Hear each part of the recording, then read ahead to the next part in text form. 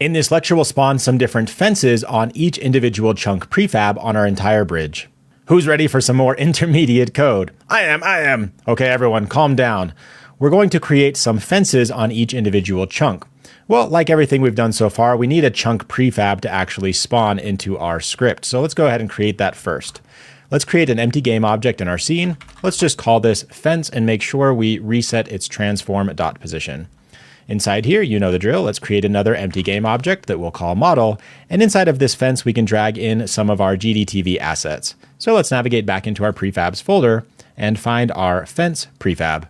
You can kind of see that this fence prefab just looks like half a fence. So we can actually just slap this underneath our model, duplicate it, and then just rotate one on the Y value, and voila, we have a fence.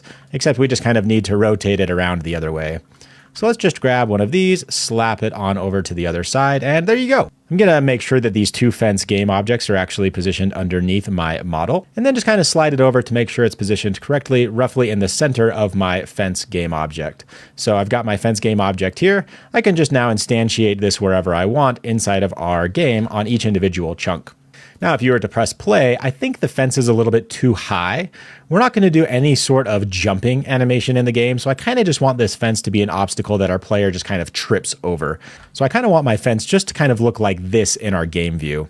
So again, how do we do that? We actually just take our fence model and with the game outside of play mode, just kind of drag it down to something around there.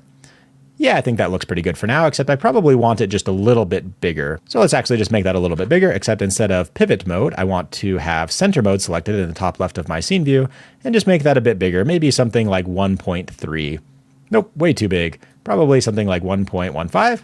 Yeah, okay. I think that looks pretty good for now. Let's just actually make it even in my transform. So I'm going to lock this and just make each individual value on X, Y, and Z 1.15. Yeah, I think that looks good for now. Great, with that created in our hierarchy, let's go ahead and drag that into my prefabs folder. I think my prefabs folder is getting a little bit messy. Let's actually organize things here. Let's call all of our obstacles that are flying throughout the scene our falling obstacles. And I'm going to drag all of those into my falling obstacles folder. I can keep my chunk where it is for now and my fence where it is for now. We can organize that a little bit later on. With that created as a prefab, we can go ahead and delete that fence in my hierarchy. And because we want to spawn fences on each individual chunk, I think now is an appropriate time to create a new monobehavior script. Let's create a new monobehavior script called chunk, and we can attach this to each individual chunk prefab. So let's do that. Assets, prefabs, and then on our chunk prefab, we can just collapse that and add a component manually. I'll just search for my chunk monobehavior script that we just created. Let's go ahead and double click that and open it up in VS Code. Let's bring back up this level generation overview slide once again. Each individual chunk has 3 different lanes. For both our fence obstacle, our coin pickup, and our apple pickup, all of those different game objects are all occupying 3 different lanes on both the left, center, and the right. We need to make sure none of them overlap with one another, so if we instantiate a fence in the center of our lane, we want to make sure that our pickups for both our coin and our apple are never going to be instantiated inside of that middle lane for that specific chunk. I think this is a nice opportunity to flex our game dev muscles using lists. Each individual lane can host its own list, and we can add or remove objects as needed from that list. And when we instantiate new objects, we can make sure that that list doesn't already occupy either a pickup or an obstacle. Okay, with that better understanding, let's actually just start out by creating one fence per chunk. So we need a reference to our prefab that we just created. Let's create a serialized field. That will be a game object that we can call fence prefab. Nice. Inside of start, let's go ahead and create that. We'll create a void start. And you know what? To keep things dry, let's just create another method that we can put inside start called void spawn fence. And we'll make sure that we fire that off in our start method. Great. So what do we want to do? We want to instantiate our fence prefab. Where do we want to instantiate it? Not sure yet. Let's actually create a custom vector 3 to do that. So vector 3, we'll call that spawn position as we've become acclimated to, and we'll create a new vector 3.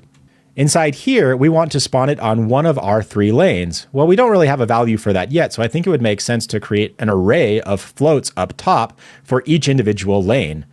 Let's hop back into Unity and see roughly where we want to put our left and our right lane.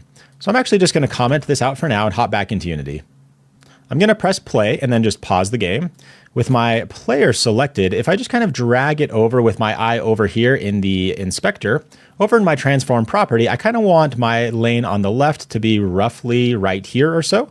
So maybe something like negative 2.5 on the left and positive 2.5 on the right.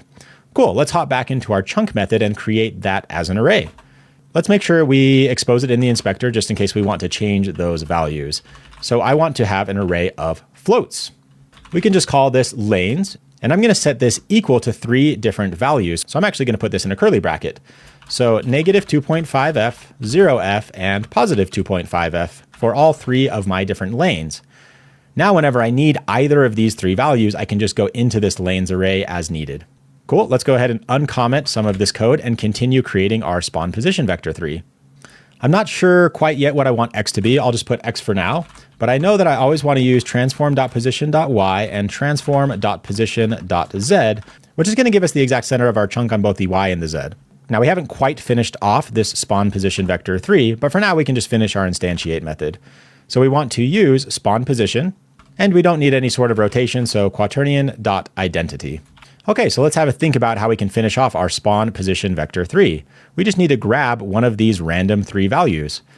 So let's just grab a random number that we can actually go into this array. So we need 0, 1, or 2. So how can we do that? Let's grab a random num. We can just call it random lane index, and we'll set that equal to be random.range. And then we just want to grab a number in between 0 to 3. Now 3 is technically a magic number, so I guess it would make more sense to do lanes.length. Now that we have this random lane index, we can actually use that in our spawn position x value. So what do we want to do? We want to go into our lanes array and just pick one of those random elements using our random lane index, meaning that our x value will always be either negative 2.50 or positive 2.5. If it's working as intended, each individual chunk will always spawn one lane in one of our 3 lanes. Let's hop back into Unity and see what that looks like. Let's head into our chunk prefab, lock this bad boy here. We've got our lanes array, nice, looking good, and just assign our fence prefab. So dragging our fence prefab into this field here. Let's go ahead and unlock that and just click play. Nice, each individual chunk has properly instantiated a single lane. Now we do have a bit of an issue, as you can see. Each individual fence is not actually moving with the chunk that it should be assigned to. So we just forgot a step back in our chunk class. We just need to make sure that our fence prefab that we just instantiated is parented to this chunk transform. So at the very end of our instantiate method, we can just type transform. I think this is a good use case for the this keyword, just to be explicit in what this transform actually means. Nice, let's head back into Unity and try that one more time. And there you go. Each individual chunk has exactly one fence and is always on one of our 3 lanes. Now, I don't think we put a collider on each individual fence prefab yet. Let's go ahead and do that. So assets, prefabs, open up our fence prefab game object. Make sure that these models don't have any sort of mesh collider on top of it. And directly on our fence parent game object, let's create a box collider. I'll just quickly modify this to roughly line up with where our fence is. Now, again, our fence is kind of hiding below ground just a little bit. So I think something like this is going to look pretty good. You probably could maybe have 3 different box colliders, one here and one for both post on both the left and the right. However, some of our obstacles are already using 2 or sometimes even 3 different primitive colliders that are kind of overlapping each other. I found over time that having too many colliders on 2 different game objects that are kind of colliding with one another can increase the chance that they can get tangled in the Unity physics engine. So for now, I think I'm pretty satisfied with just this basic primitive shape. Maybe something like this for now. Let's go ahead and hit play one more time and just give it a whirl. And there you go. We have each individual chunk prefab spawning exactly 1 fence per chunk prefab, always on lanes 1, 2, or 3. In the next lecture, it'll be a little bit more complicated because we want to either instantiate 0, 1, or 2 different fences, making sure that the 2 different fences never occupy the same lane. When you're ready to move on and level up your programming skills, I'll see you on the next one.